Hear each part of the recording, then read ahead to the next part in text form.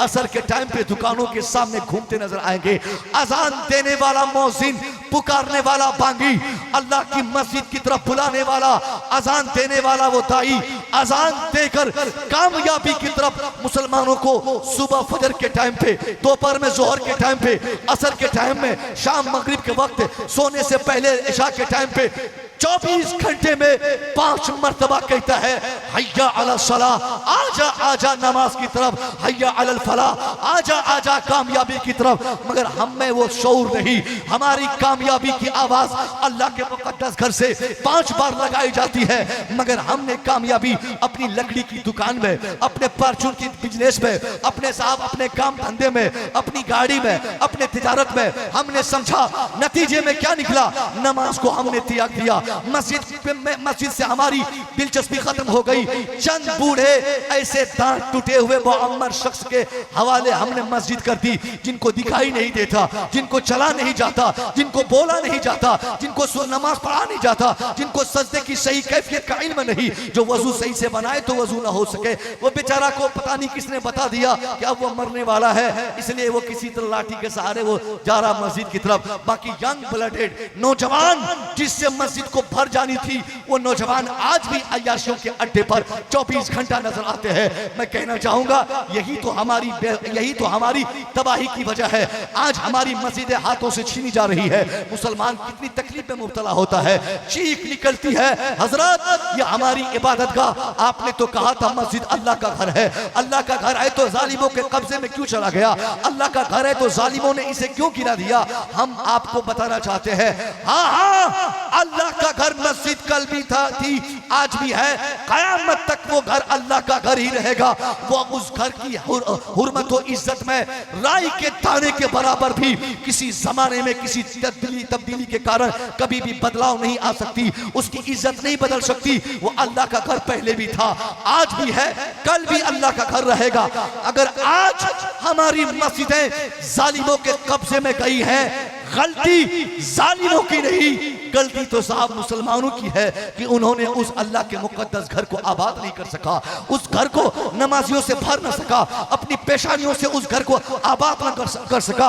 आज एक मस्जिद की खबर आप सुनकर किस कदर आप हिल गए अंदर से।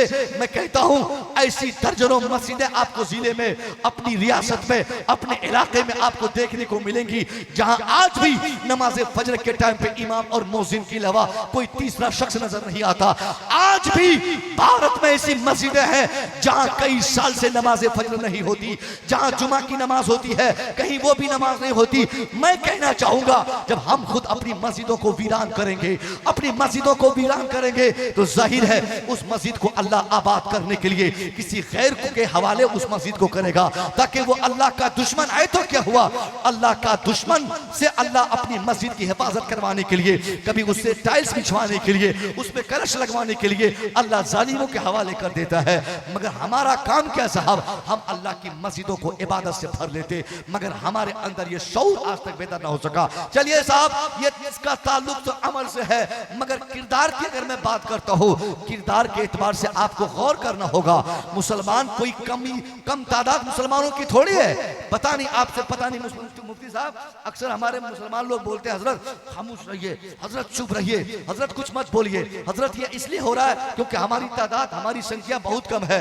ऐसे मुसलमानों का ज़हन में साफ करना चाहूं साहब, मुसलमान कभी भी आज तक की तारीख इस्लाम बताती है, इस्लाम मजहब ने जहां जहां जब जब जैसे जैसे इस्लाम ने तरक्की किया है, हमेशा तरक्की के पीछे इस्लाम के मानने वालों के अमल का किरदार, अमल का दारोमदार रहा है। इस्लाम मजहब के मानने वालों की तादाद कभी काम नहीं आई, हमेशा मुसलमानों की तादाद कम ही रही। जंगे बद्र में हम सिर्फ 313 थे, सामने 1000 की तादाद थी। कामयाबी अल्लाह ने हमें अता फरमाई। जब हम 1000 की तादाद में आए तो सामने 10,000 हो गए, मगर कामयाबी अल्लाह ने 1000 वालों को अता फरमाई। जब हमारी तादाद 10,000 की हुई तो सामने 1 लाख की तादाद में आ गए। जब हम 1 लाख हुए तो सामने 10 लाख की तादाद में आ गए। जब हम 10 लाख हुए तो सामने 10 करोड़ की तादाद में आ गए। इस्लाम जंगे बदर से आज तक जहां भी तरक्की किया है, इस्लाम की तरक्की के पीछे तादाद और स्ट्रेंथ का कोई अमल दखल नहीं रहा है। हाँ, मुसलमानों के किरदार का जरूर अमल रहा है, मुसलमानों के अल्लाह पर भरोसे का जरूर अमल दखल रहा है, मुसलमानों के एतमाद का जरूर अमल दखल रहा है, मुसलमानों के आपसी इत्तेहादो इत्तेफाक का जरूर उसमें अमल रहा है। आज उस तनाजुर में हम अगर आपसे पूछना चाहते हैं, आप बंगाल के मुसलमान हैं, बगल में बिहार है, उसके बाद उत्तर प्रदेश भी है, उसके बाद साहब कोई और राज्य राजस्थान है, दिल्ली है, वगैरह वगैरह, पूरी दुनिया की मैं बात कर रहा हूँ। मुसलमान हम हैं चाहे जितने परसेंट हो, मगर ये बताइए कि कितने परसेंट मुसलमान आज हम मुत्तहिद है। अगर 20% मुसलमान है तो उस 20% मुसलमानों में 99% मुसलमानों की आज सोच बदल चुकी है। हमने अपने इस्लाम को पीरों के नाम पे बांट दिया है, हमने इस्लाम को खानका के नाम पे बांट दिया है, हमने इस्लाम को शख्स और शख्सियत के नाम पे बांट दिया है, हमने इस्लाम को इस कदर 50,000 कांधों में डिवाइड कर दिया है कि हमारा इस्लाम बंगाल में अलग नजर आता है, बिहार में अजनबी मालूम पड़ता है, उत्तर प्रदेश जाए तो अलग मालूम होता है, गुजरात जाए तो अलग इस्लाम समझ में आता है। दुनिया में चाहे जो समाज हो, जबान के एतबार से, खानका के एतबार से हमने उस इलाके के इस्लाम को अलग अलग रंग दे दिया है। नतीजे में शख्सियत को हमने आगे कर दिया, इस्लाम पीछे हो गया, शख्सियत आगे चली गई, इस्लाम पीछे चला गया, खानका आगे चली गई, इस्लाम पीछे चला गया, पीर साहब आगे निकल गए, इस्लाम पीछे चला गया। यही तो है हमारी तबाही की वजह कि आज पूरी दुनिया में करोड़ों की तादाद में मुसलमान होने के बाद भी 5,000 मुसलमान किसी इलाके में एक नहीं, 10,000 मुसलमान किसी इलाके में एक नहीं। बात समझ में आ रही है? देखिए साहब, ये समझ में आ रही बात? हम बंगाल में बोल रहे हैं, इसका मतलब ये नहीं कि बंगाली भाई सिर्फ बांग्ला जानते हैं। हम लोगों से अच्छी उर्दू आप लोगों की है। बंगाल के कई साथी हमारे अरबिक से अभी बीपीएससी एग्जाम पास कर गए। अब समझ सकते भैया, थोड़ी जान बख्श दो यार। हेलो, नींद आ रही है? हेलो, थोड़ा आवाज मेन मशीन से दो यार, मेन मशीन से। मेन मशीन नीचे है, नीचे वाली मशीन में, उससे थोड़ी आवाज बढ़ा दो। नकीब साहब, गुजारिश है, अजीम साहब, ये हमारे देख रहे हैं जामिया इजाजिया के बहुत बड़े रहबर लीडर स्तंभ, दोनों उलमा मिलके और इनके साथ देने वाले, ताउन करने वाले बहुत सारे उलमा मिलके आज इस इलाके को किस कदर हसीन किए हुए हैं। ये लोग बहुत अंदर से महसूस कर रहे हैं कि ये मौलवी साहब आज रंग देने की कोशिश कर रहा है। जो चीज़ में जो फाइनल टच देने की कोशिश कर रहा हूँ, अक्सर हमारे जलसों में ये खुराक नहीं मिलती है, अक्सर लोगों को ये समझाया नहीं जाता है। हमने अपने इस्लाम को ईमानदारी से बताइए कि हमने शख्सियत के नाम पे बांटा है कि नहीं बांटा है। हमने रज़वी, अशरफी, रशीदी, खानकाही, कलीमी, ये सारे कादरी बिरादरी, ये सब मिलके हमने इस्लाम को जो अलग अलग हिस्सों में तकसीम किया है, ये भी हमारी बर्बादी की एक बड़ी वजह है, ये भी हमारी कमजोरी की एक बड़ी वजह है। वरना 20% कोई कम नहीं है। 20 का मतलब है कि 100 में 20, यानी 100 में 20 हम, और 80 में पूरी दुनिया के सारे लोग, 80 में पूरी दुनिया के सारे लोग, और 20 खालिस हम। मगर इस 20 में साहब अगर हमें मालूम हो जाए कि ये साहब अशरफी है और हम रज़वी रहे तो 2 हाथ उससे दूर हो जाते हैं। अगर हम रज़वी अशरफी रहे और मालूम हो जाए कि सामने कलीमी है तो 5 हाथ उससे दूर हो जाएंगे, क्योंकि हम समझेंगे इनका इस्लाम थोड़ा गोरा है, मेरा थोड़ा मोटा है, इनका वाला इस्लाम थोड़ा पतला है, सामने वाले का इस्लाम अपाहिज है। इस तरीके से हमने खानकाहों के नाम पे अपने इस्लाम को जो बांटा है, यही हमारी ना इत्तेफाकी और इख्तलाफ, ये एक बुनियादी वजह है हमें कमजोर करने की। और यही कमजोरी की बुनियाद पर ये दुनिया हमें तड़पा तड़पा कर एक एक करके चुन चुन के हमें मार रही है, हमारी इबादत गाहों को अपने कब्जे में ले रही है। ये दुनिया के जालिम लोग हमारी दरसगाहों को अपने चंगुल में लेकर कभी वो अपना कानून थोपने की ये लोग कोशिश कर रहे हैं। अब भी बहुत ज्यादा कुछ बिगड़ा नहीं है। हमें अगर सुधार पैदा करना है तो हमें इत्तिहाद का माहौल देना पड़ेगा। एक ऐसी सूरत हाल अपने समाज में लानी होगी कि मुसलमान चाहे दुनिया के जिस खित्ते में रहते हो, बहैसियत मुसलमान वो मुसलमान है। अगर उनके सीने में मुस्तफा करीम की मोहब्बतों के 1000 हिस्सों में से अगर एक भी हिस्सा है तो वो मेरा भाई है, चाहे साउथ अफ्रीका के जंगल में रहने वाला हो या अमेरिका के व्हाइट हाउस में सोता हो, अमेरिका के व्हाइट हाउस में रहने वाला और दूसरा मुसलमान अफ्रीका के जंगल में रहने वाला। ईमानी भाईचारा, ईमानी ब्रदरहुड की कैफियत तो ये होनी चाहिए, अफ्रीका के जंगल में रहने वाले मुसलमान को अगर कांटा चुभे तो व्हाइट हाउस में बैठने वाला उस तकलीफ को महसूस करे, तब वो कामयाब होगा। वरना ऐसे नहीं कि भले तुम मर रहा है तो मर, हम तो महफूज है, तू जा रहा है तो जा, हम तो सिक्योर है, तुम जा रहा है तो जा, हमें तो कोई दिक्कत नहीं है। नहीं साहब, दुनिया भर में हमारी सोच एक होनी चाहिए, हमारा विचारधारा एक होनी चाहिए, हमारी सोच और कॉन्सेप्ट एक होना चाहिए। हमें शर्म नहीं, हमें ये शौर नहीं कि आज जो कौम जिसके हाथ में आज इस भारत जैसे पवित्र धरती की हुकूमत है, आपको मालूम है अब हमेशा उनको बुरा भला कहते हैं कि ये लोग हाकिम है, ये लोग, इन लोगों के कब्जे में हमारा भारत है। मैं कहना चाहूंगा उन लोगों ने इस भारत को अपने कब्जे में करने के लिए एक दो नहीं हजारों रातों उन लोगों ने मेहनतें की है, इसके पीछे उनकी तहरीक चली है, इसके पीछे उन लोगों ने काम किया है। ऐसा नहीं कि नींद से बेदार हो गए और प्रधानमंत्री का चुनाव लड़ा, वो लोग जीत गए, कोई मुख्यमंत्री के इलेक्शन फाइट किए, वो जीत गए। मुसलसल 25-50 सालों की मेहनत उसके पीछे है। उन लोगों ने अपने समाज को पहले एकत्रित किया है, अपने समाज को उन लोगों ने मुत्तहिद किया है, पूरब से पश्चिम, उत्तर से दक्षिण। उनके समाज का इतिहास आप जानते हैं ना, वहां उस समाज में अपर और लोअर की बातें होती थी। यही भारतवर्ष में आज से 70-75 साल पहले अपर कास्ट, लोअर कास्ट, दलित समाज, अपर समाज, ये सारे फार्मूले राइज थे। एक खुदा के मानने वाले तो पाए नहीं जाते, कहीं बिच्छू की इबादत होती, कहीं सांप को खुदा कहा जाता, कहीं कुर्सी को खुदा माना जाता, कहीं जानवर को अपना गॉड माना जाता, कहीं पानी को, कहीं सूरज को, कहीं मिट्टी को, कहीं हवा को, कहीं गधे को, कहीं जानवर को, कहीं जानवर की लीद को, कहीं पेशाब को।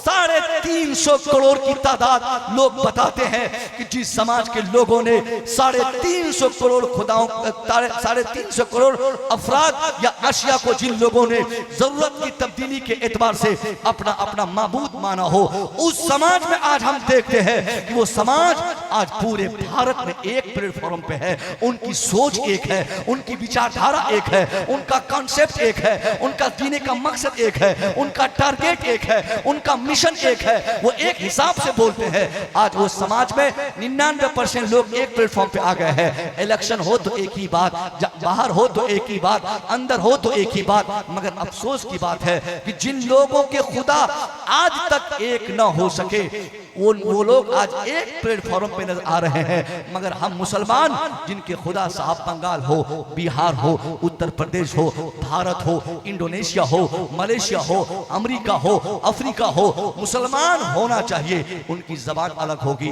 मैं मानता हूं उनका मुल्क अलग होगा, मैं मानता हूं उनकी जिनसियत अलग होगी।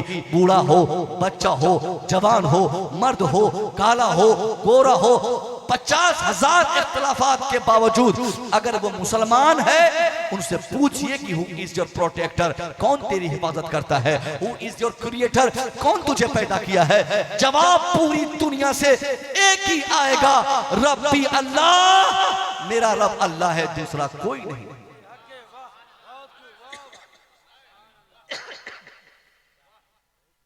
पूरी दुनिया का मुसलमान जब एक खुदा को मानता है तो हमने अपने इस्लाम को बांटा क्यों?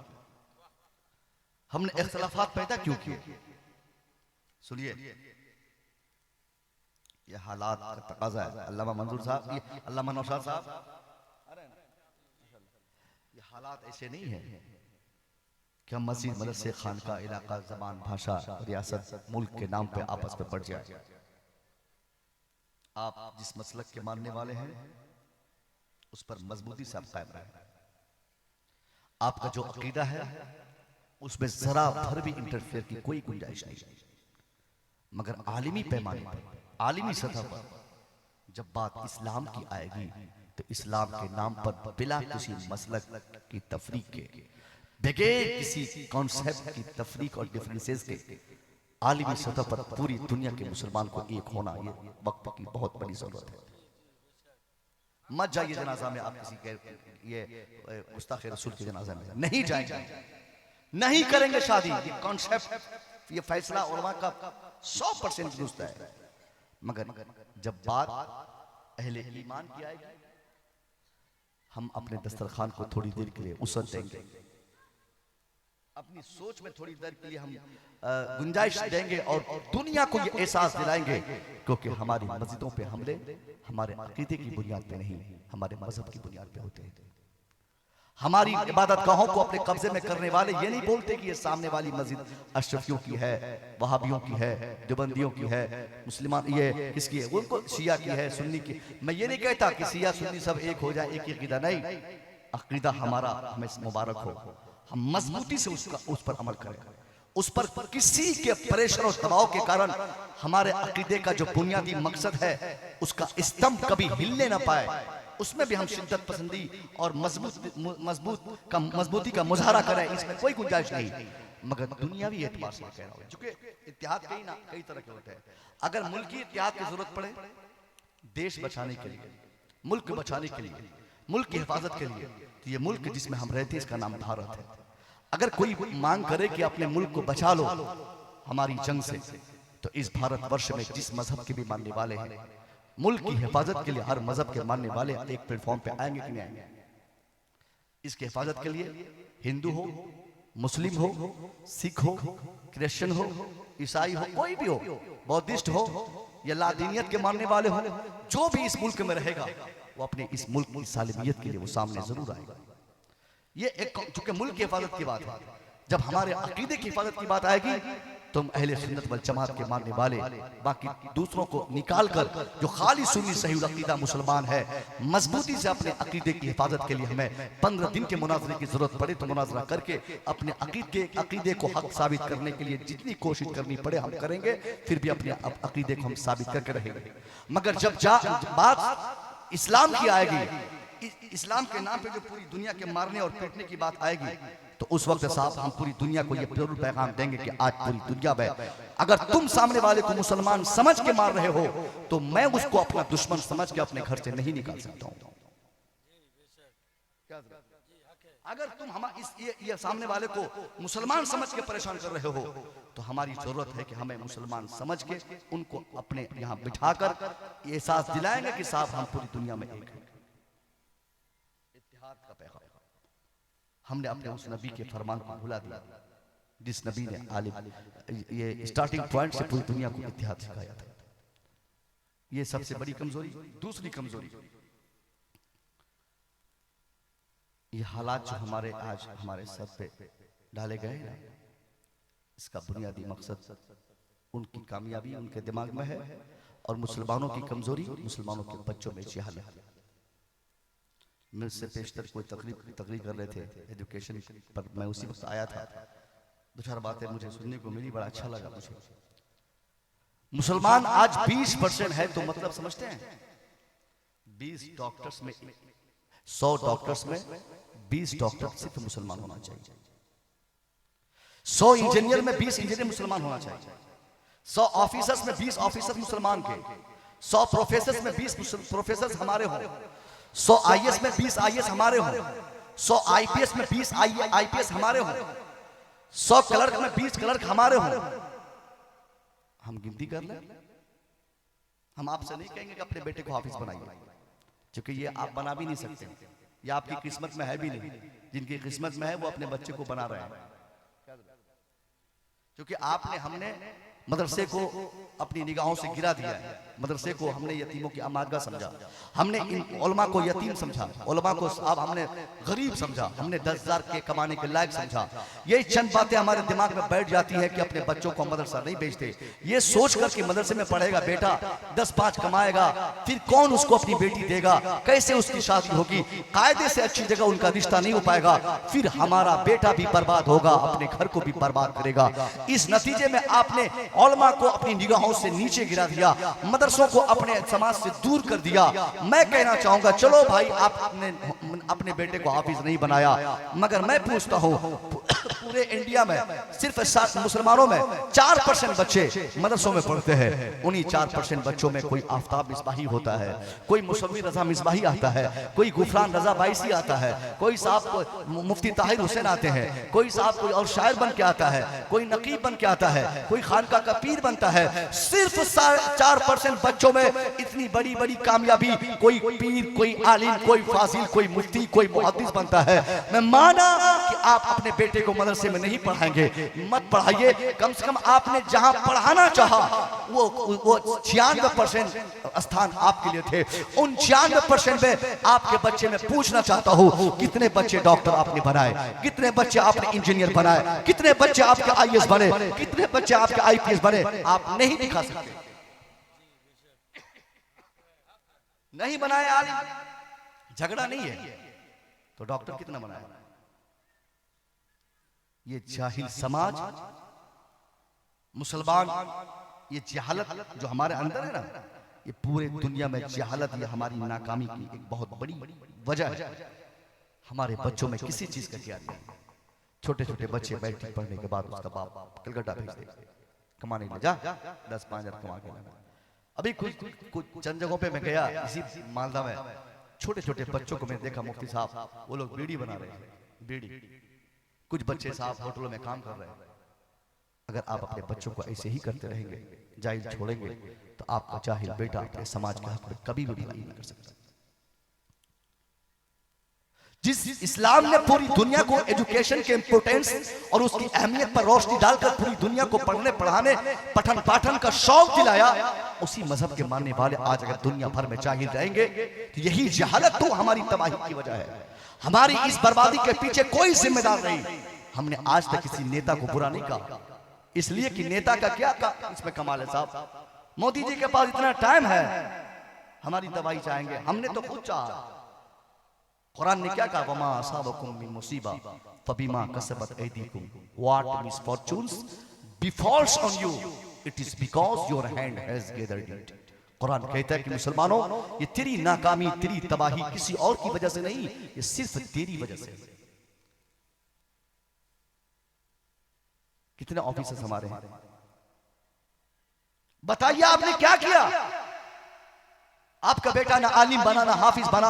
आपने आलिम बनना, हाफिज बनना, कारी बनना अपने लिए जरूरी नहीं समझा।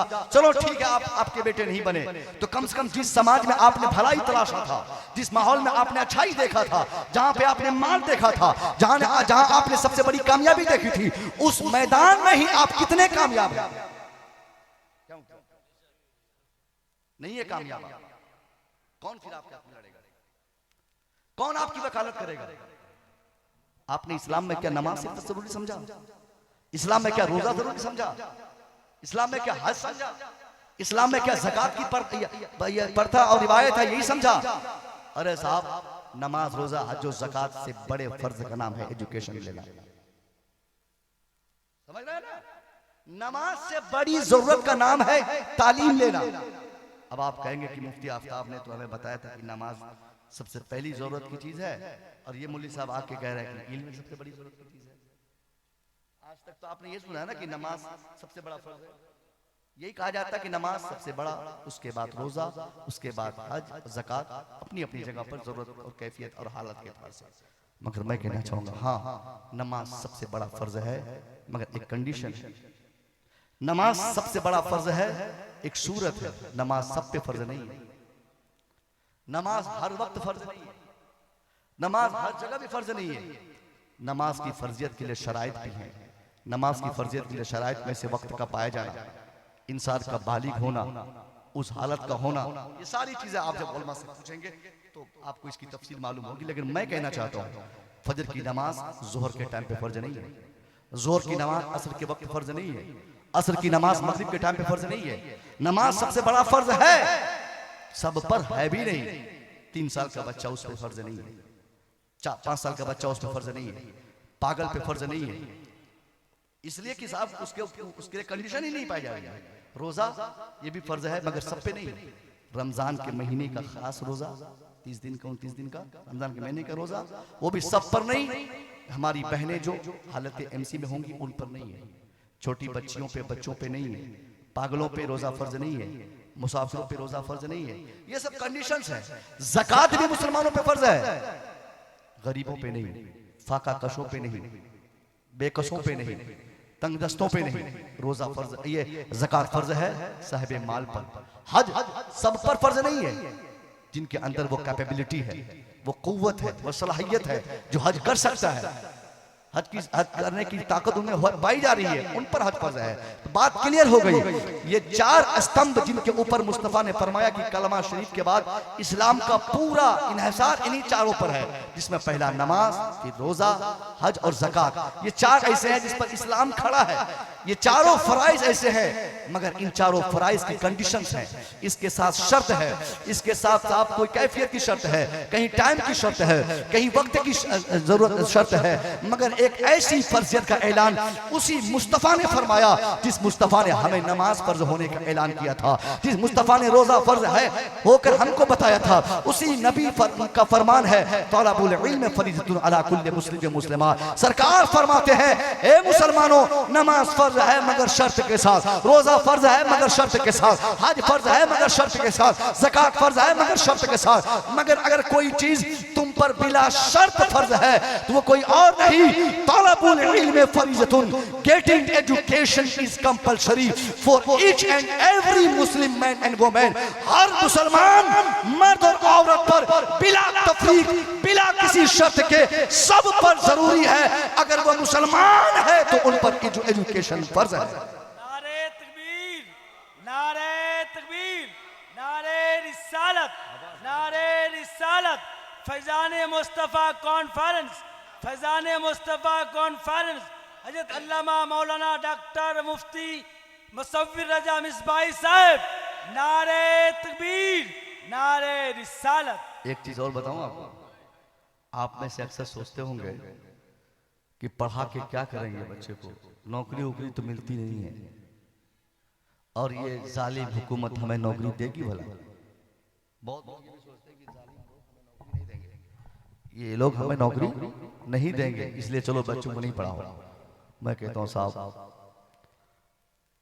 आप कायदे से पहले बच्चों को ईमानदारी से पढ़ाइए। दुनिया में कोई ताकतवर इंसान ऐसा नहीं जो आपके बच्चों के एजुकेशन की ताकत को घटा सके। समाज की तब्दीली के लिए हर जमाने में एजुकेशन एक बहुत बड़ा फैक्टर रहा है। भीमराव अंबेडकर को कौन नहीं जानता, ऐसे समाज का फर्द जिस समाज में पठन पाठन पर पाबंदी थी, भीमराव अंबेडकर को पढ़ने की इजाजत तक नहीं थी, उस समाज को लोगों ने सिखा दिया था, बता दिया था कि तुम दलित समाज के हो, तुमको पढ़ना तेरे लिए जरूरी नहीं, तुम तो नौकरी के लिए पैदा हुए हो, तुम तो हमारी खिदमत के लिए आए हो, तेरा काम हमारी खिदमत करना, तेरा काम जंगलों से काम करना, जंगलों में काम करना, तेरा काम साफ चंपर सीना। ये चीजें उस समाज के लोगों को या तो लोगों ने बता दिया था, समझा दिया था, या ऑटोमेटिकली समाज के एतबार से वो लोग खुद समझ लिए थे। मगर मैं कहना चाहता हूं, उस वक्त जब भीमराव अंबेडकर को ये सोच आई कि मुझे अपने को बदलना है, मुझे अपना समाज बदलना है, मुझे अपनी हालत बदलनी है, मुझे अपना अपना अपना रूप बदलना है, इसके लिए उसने पहले अपना नाम बदला। चुपके से सबसे ज्यादा अपने लिए जरूरी समझा पढ़ना। पढ़ाई के लिए उसने एक स्कूल को चुना, वहां पर नाम बदल के अपना नाम लिखाया। फिर वहां पढ़ते पढ़ते बहुत मेहनत किया उस बंदे खुदा ने, बड़ी मेहनत की, इतनी पढ़ाई किया उसने कि 64 सब्जेक्ट पर उसने मास्टर की डिग्री पाली। साइंस पर उसने, साइंस फैकल्टी पर उसने पीएचडी की डिग्री की मिली। उसके बाद 9 जबानों पर उनको मलका हासिल था।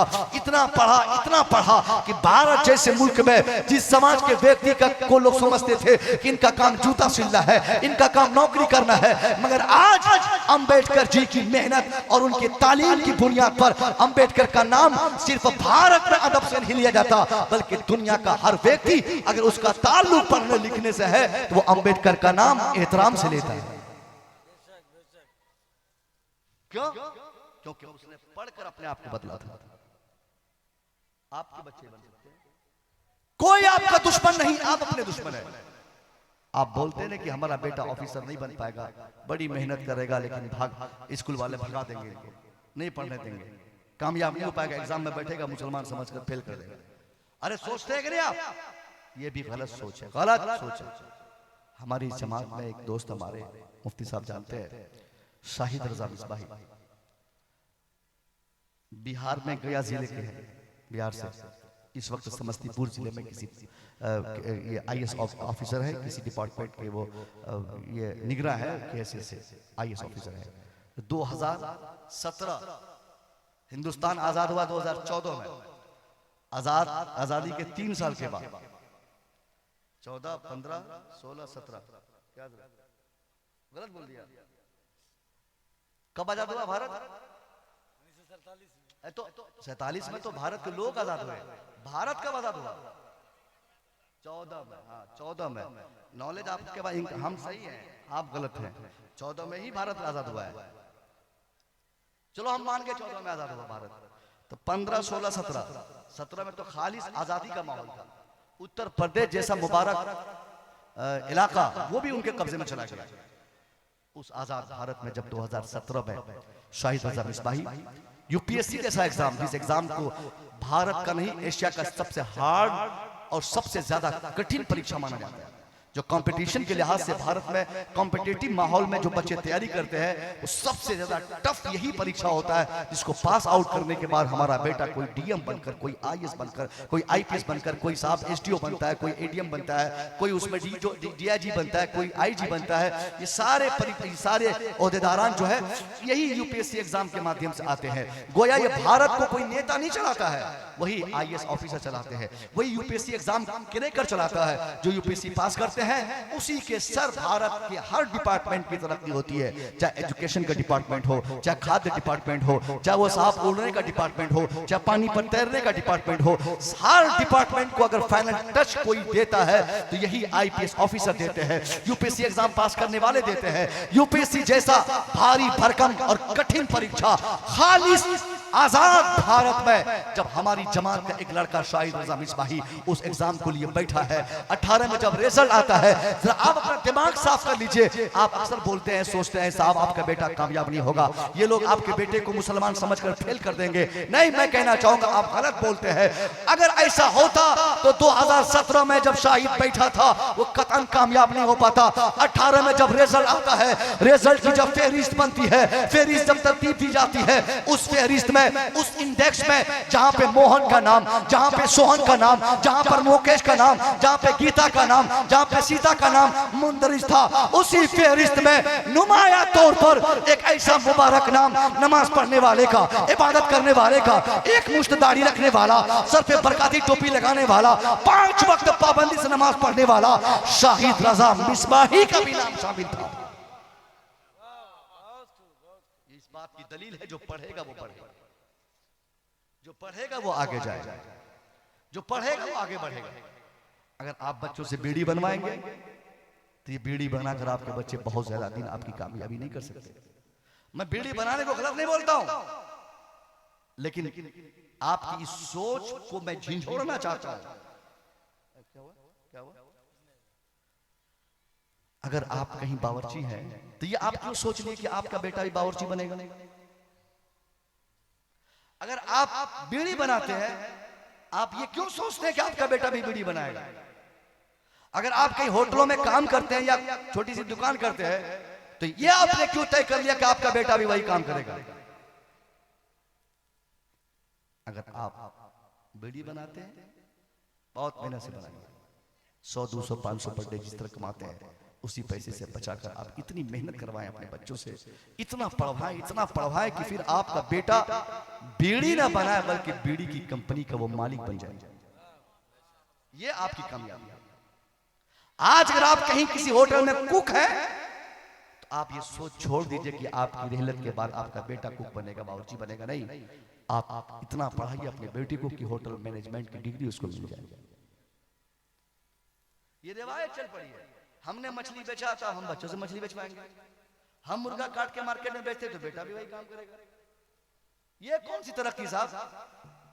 आप आज 5 किलो मुर्गा बेचते हैं तो कल हो सकता है आपका बेटा 25 किलो पर डे बेचेगा। जाहिर आज तादाद जितनी है इसके तुलना में 5-10 साल के बाद ज्यादा तादाद होगी तो मुर्गा ज्यादा बिकेगा। तो आपका बेटा क्या बोलेगा, हमारा बाप 5 ही किलो बेचता था, हम तो अभी 25 किलो पर डे सेल कर देते हैं। ये कोई कामयाबी है? चाचा गलत बोल रहा हूं? कामयाबी तो वो है कि आप अपनी नस्ल को तब्दील कर दें। सोच बदलिए, सोच। कोई चीज दुनिया में आपके लिए मुश्किल नहीं है। आप ईमानदारी से उसके लिए अपनी तैयारी तो करें। और इन बच्चों से मैं कहना चाहूंगा, बच्चों आपके माँ बाप उतने मजबूत अगर नहीं भी है ना तो थोड़ी बहुत जिम्मेदारी आपकी भी बनती है मेहनत करने की। समझ गए बच्चों? अपने को फना कर दो अपनी किताबों पे, भूल जाओ 5 साल के लिए दुनिया को।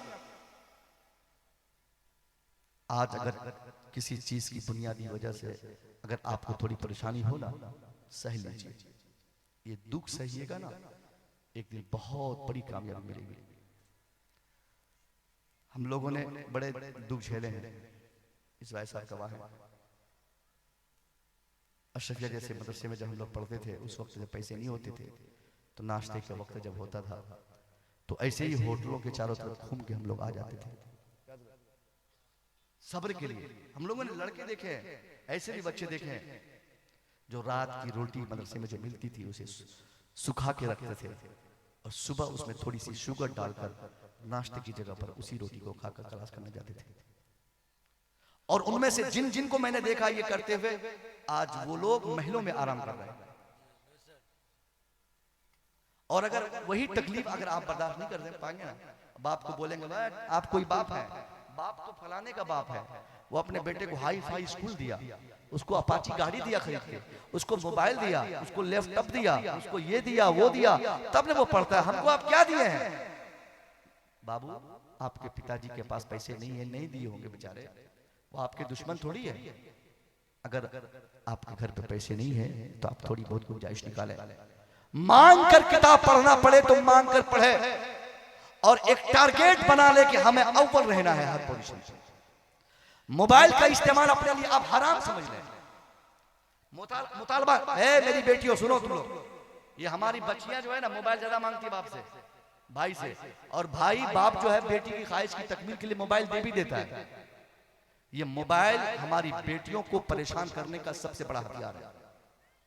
ये सूरत हाल जो आज पैदा हुई है ना, जो हालात आज बने हैं, ये बिगाड़ जो पैदा हुआ है, इस बिगाड़ में जो ये मोबाइल का बहुत बड़ा दखल है। और ये मोबाइल दिया कौन है? आप बाप हैं तो आपने दिया है, आप भाई हैं तो आपने दिया है। खबरदार, जब तक बेटी की शादी ना हो जाए तब तक अपनी बेटी को मोबाइल के कल्चर से 50 हाथ दूर रखिए।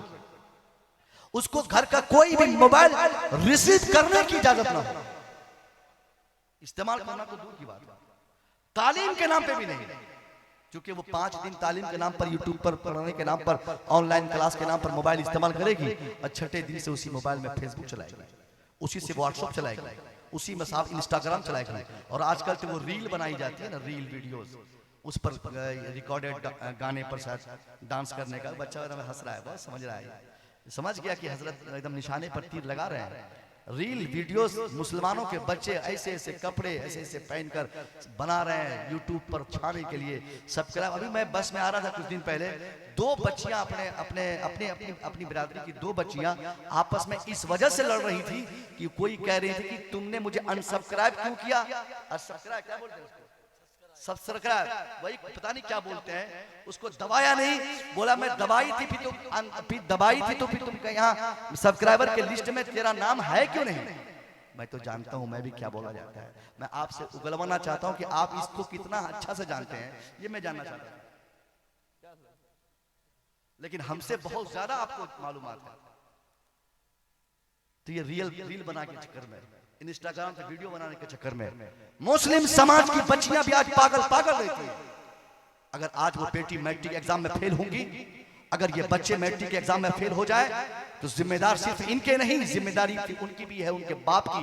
उनके बाप की मुदाखलत उनकी जाती जिंदगी में करने की बुनियाद पर, मोबाइल की दुनिया की ऐश में उनको मस्त करने की बुनियाद पर उनकी बेटी आज एग्जाम फेल कर गई। अगर एग्जाम पास करने के लिए मोबाइल जरूरी है, तो आइंस्टाइन इतना बड़ा साइंटिस्ट, उस वक्त तो कंप्यूटर भी नहीं था। निकोलास, मैं आपके जमाने में बता रहा हूं, मैं तो सरकार आला हज़रत का नाम पेश कर सकता हूं, सरकार मुफ्ती आजम को बता सकता हूं, इमाम गजाली को बता सकता हूं, हजारों उलमा को मैं गिना सकता हूं, मगर जो चीज आप सुनना चाहते हैं मैं वो बता रहा हूं। कोई भी साइंटिस्ट के बारे में बताइए जो आज से 200 साल पहले थे, कौन सा मोबाइल था, कौन सा कंप्यूटर था?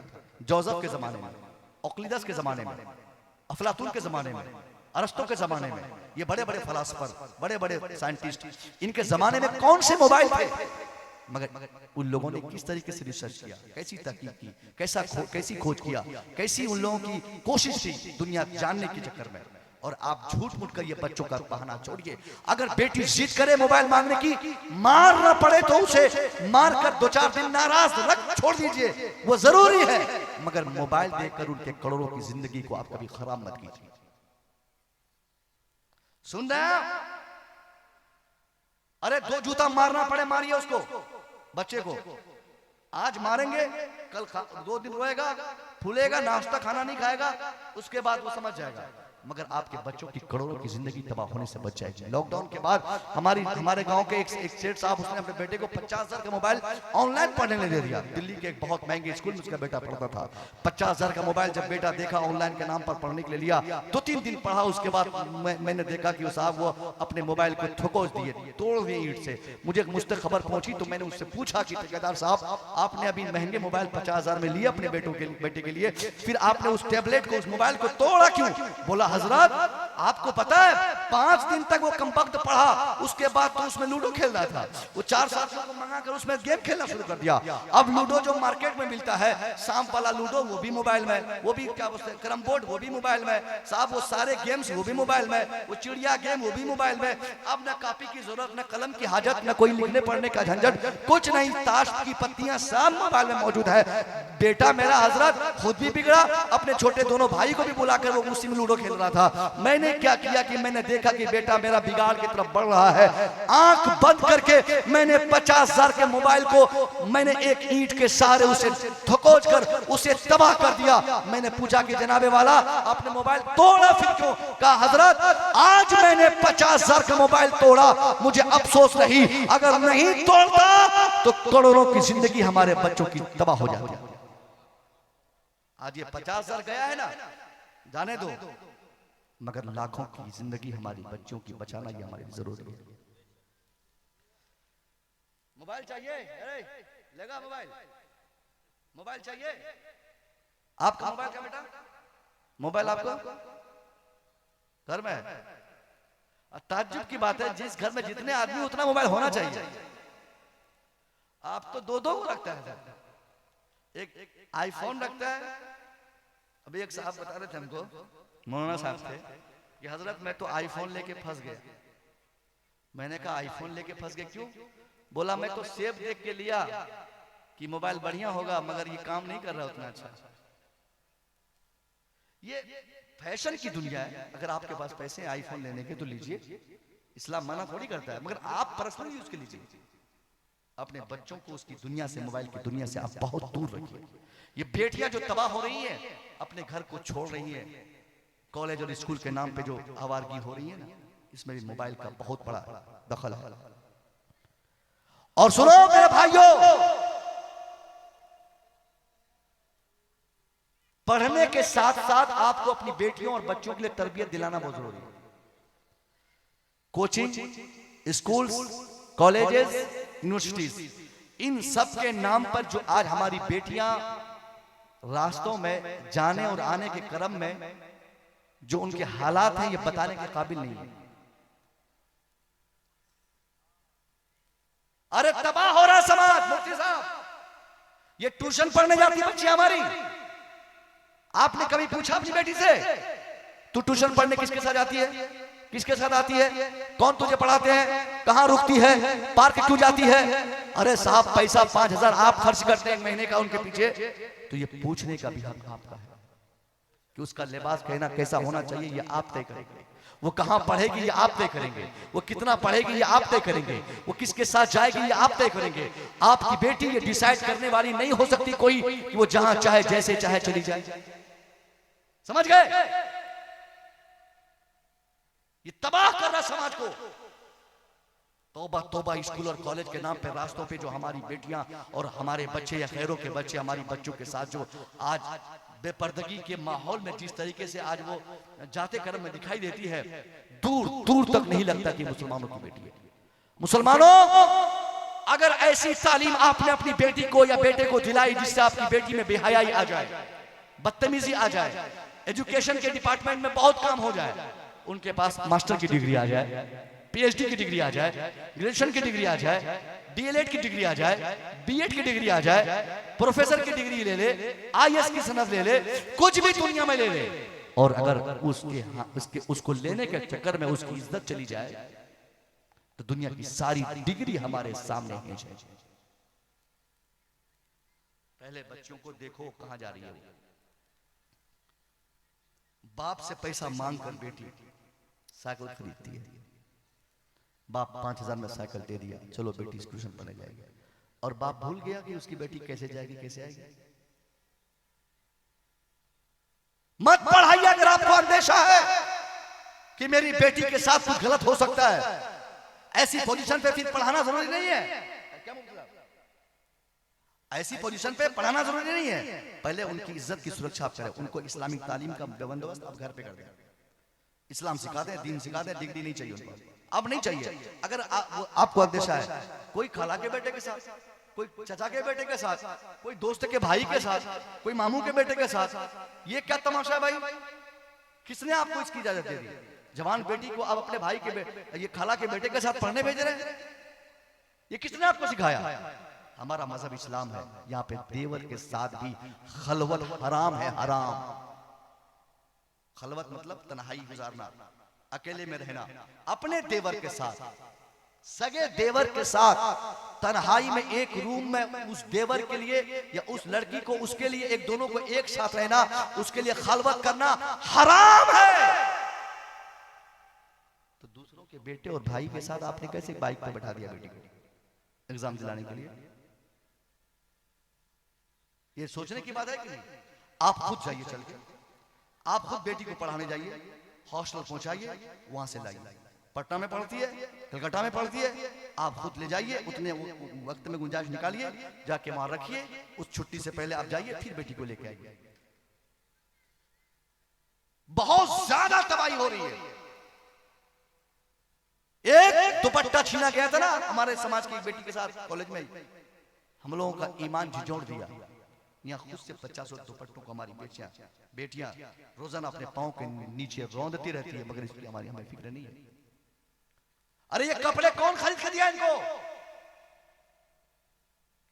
कुरान ने कहा, मुस्तफा ने फरमाया, मन रा मिनकुम मुनकरन फलयुगय्यिरहु बियदिही फइल्लम यस्तती फबिलिसानिही फइल्लम यस्तती फबिक़ल्बिही। मुस्तफा फरमाते कि जब भी तुम देखो कि समाज में कहीं से कोई खुराफात हो रहा हो, तो तुम उसे रोकने के लिए पहले अपने हाथ का इस्तेमाल करो। बियदिही फइल्लम यस्तती फबिलिसानिही, पहले हाथ का इस्तेमाल करो। कहीं भी बुराई आप देखें, उसको रोकने के लिए पहले अपने हाथ का इस्तेमाल करें। मतलब बेटा हो मार के सुधारना पड़े तो सुधारिए, बेटी हो मार के सुधारने की जरूरत पड़े तो मारिए। और जब इसमें खौफ का एहसास हो तो जबान का खुलेआम इस्तेमाल कीजिए। हराम तो हराम, हलाल तो हलाल, जायज तो जायज, नाजायज तो नाजायज। हमारे लिए ये इंपॉर्टेंट नहीं कौन क्या बोलेगा, हमारे लिए ये इंपॉर्टेंट है कि अल्लाह क्या बोलेगा। भाई बेटा बाबू, मेरी बात काफी तवील हो गई। मैं कुछ और कहना चाह रहा था। हमारे बच्चों के लिए, ये गुर्बत भरे माहौल में हमारी बेटियों के लिए, हमारे बेटों के लिए, आज की दुनिया में अपने बाप से मुतालबात करने का हक तो है, मगर अगर बाप उसकी तकमील न करे तो आप अपना दिल छोटा न करें, खुद से आप मेहनत करें। अक्सर अभी ईद आने वाली है 2 महीना के अंदर। आपको मालूम है, आप ईद में देख लीजिएगा, बच्चे अपने माँ बाप से मुतालबा करते हैं कि अब्बा मुझे ये चाहिए, वो चाहिए, ये दीजिए, वो दीजिए, ये सामान चाहिए, वो सामान चाहिए। और बाप कर्जा लेकर, पैसा लेकर, कहाँ से सूद पर, ब्याज पर पैसा उठाकर अपने बच्चों को की ख्वाहिशात की तकमील करता है। 1500 की जूती खरीदने वाला बाप अपनी बेटी के लिए, 2000 का जींस पैंट बेटों के लिए खरीदने वाला बाप 70 रुपया की बनियान भी अपने लिए नहीं खरीदता है।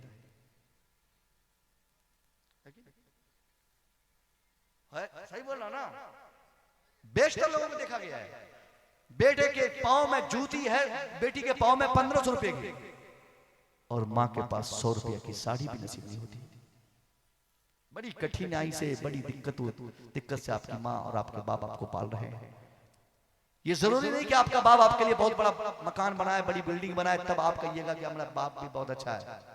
जैसे कि कुछ लोगों की सोच है कि जब तक बाप आपको पैसा नहीं देगा, मकान नहीं बनाएगा, अलग से जमीन नहीं खरीदेगा, दुकान अलग से खरीद करके नहीं देगा, तब तक अच्छा होगा ही नहीं। अरे बाप अगर सिर्फ पैदा कर दिया है ना आपका बाप, फिर तब भी उसके सामने दुनिया में दूसरे शख्स की कोई अहमियत नहीं जितनी अहमियत अल्लाह ने आपके बाप की आपके लिए दी की है। पूरी दुनिया के पीर को आप राजी कर लें और वो सब लोग सिफारिश करें अल्लाह से कि अल्लाह इस बंदे को जन्नत दे दे, इस बंदे को जन्नत दे दे, इस बंदे को जन्नत दे दे, और सिर्फ एक बाप को आप दुख पहुंचा दिए और बाप नहीं चाहता कि अल्लाह आपको अपनी जन्नत दे दे, तो अल्लाह किसी भी पीर की सिफारिश पे अपनी जन्नत आपको नहीं हिबा करेगा। समझे? पूरी दुनिया तावीज़ात लेकर थक जाइए, घर में बरकत हो जाए, कमाई में बरकत हो जाए, और सिर्फ माँ बाप को राजी न रखें आप, तावीज़ से फिर कोई असर नहीं होने वाला, तावीज़ पे कोई काम नहीं होने वाला। अगर सही में काम चाहिए तो माँ बाप को राजी कीजिए, माँ बाप को खुश रखिए। और इन बच्चों से कहूंगा जो लोग अभी पोस्टेड है, किसी ओहदे पर हैं, काबिल हैं, काम कर रहे हैं, कोई कुछ कर रहे हैं, दिल्ली पंजाब में रह रहे हैं, ऐसे बच्चों से गुजारिश है कि आप हमेशा अपने माँ बाप की खबरगिरी करें, खबर लेते रहें कि अब्बा कैसे कर रहे हैं। हम लोगों ने देखा है अक्सर 5-5 बच्चे के बाप आज भी इस दुनिया में, 5 बच्चे का बाप, उसके पास एक भी बेटा ऐसा नहीं जो दवाई खिलाने के लिए उनके पास मौजूद रहे। 80 साल की उम्र में जिस बाप ने बड़ी मेहनत के बाद 5 बेटे की परवरिश करके 5 को कामयाब करवाया, कोई मास्टर, कोई डॉक्टर, कोई इंजीनियर, कोई प्रोफेसर बना, और आज उनकी आंख में दवाई डालने के लिए एक बेटा तक मौजूद नहीं है।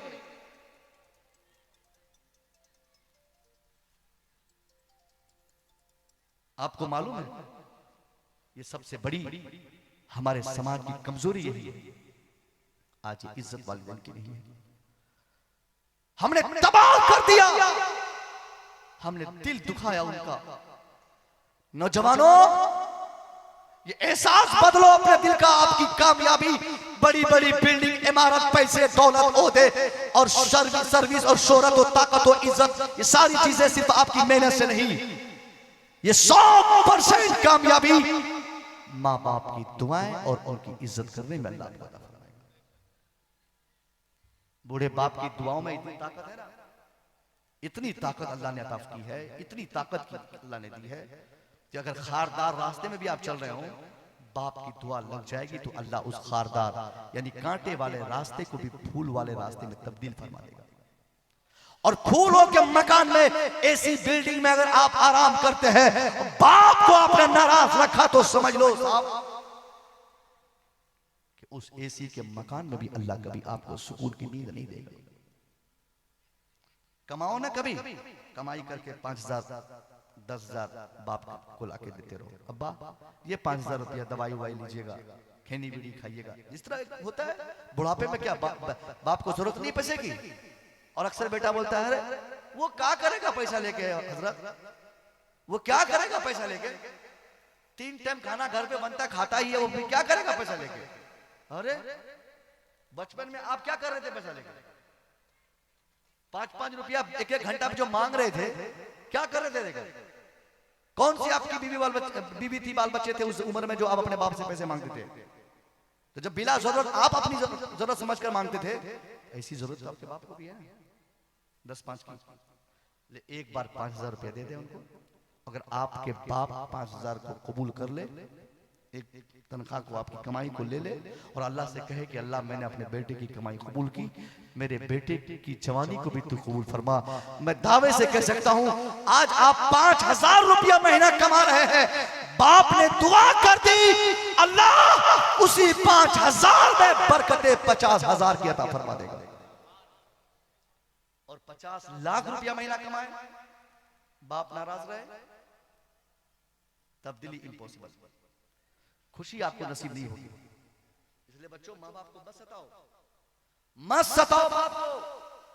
आपको नहीं मालूम कि आपकी परवरिश के लिए, आपके बड़ा करने के लिए, आपकी तालीम के लिए आपके वालिदैन ने कितना बेचैनी का इजहार किया होगा, कहाँ कहाँ पैसा मांगा होगा। ये हम और आप भूल जाते हैं, पता नहीं क्यों। इंशाल्लाह इस पर अमल होगा। ये सारी बातें थी, ये सारी चीजें थी जिस पर हमको आपको अमल करने की जरूरत थी साहब। मैं अपने हुक्म के मुताबिक, शायद वक्त मेरा उतना हो चला जितना मुझे बोलना था, इन सारी चीजों के साथ आखिरी फाइनल टच की जामिया, जिसका 9 बच्चा आज फारिग होकर आपके सामने अपने सर पर कपड़ा रखेगा, हाफिज बनकर आपको दिखाएगा। अब इस जामिया की मेहनत आप अपने निगाहों के सामने देखेंगे। मौलाना नौशाद साहब और उनके जो मुआविनीन असातिज़ा हैं, इस गांव के जो कमेटी के अफराद हैं, ये काबिल मुबारकबाद है कि इस जमाने में भी जब लोगों में ये चलन नहीं है कि लोग अपने बच्चों को पढ़ा सके, तो ये दूसरों के बच्चों के लिए चंदा करके, भीख मांगकर, पैसा इकट्ठा करके इतना पढ़ा रहे हैं कि आज 9 बच्चे हाफिज कुरान बनकर इस गांव के इस स्टेज से दुनिया में खिदमत के लिए निकल रहे हैं। एक बच्चे की भी मेहनत के पैसे को अगर आपने दिया है और वो कबूल हो गया, तो समझिए जिंदगी आपकी हमेशा के लिए कामयाब होगी। मैं दुआ करूंगा मौला तबारक व तआला बोलने में, हमसे सुनने में आप सामईन से जो गलती हुई अल्लाह इससे गुजर फरमाए। मौलाना नौशाद साहब और आपके जो दीगर असातिज़ा हैं, कमेटी वाले हैं, इन सब की मेहनतों को अल्लाह कबूल फरमाए। जब भी जरूरत पड़ेगी साहब अब अपने मदरसे के लिए, चाहे जहां का मदरसा हो, उसको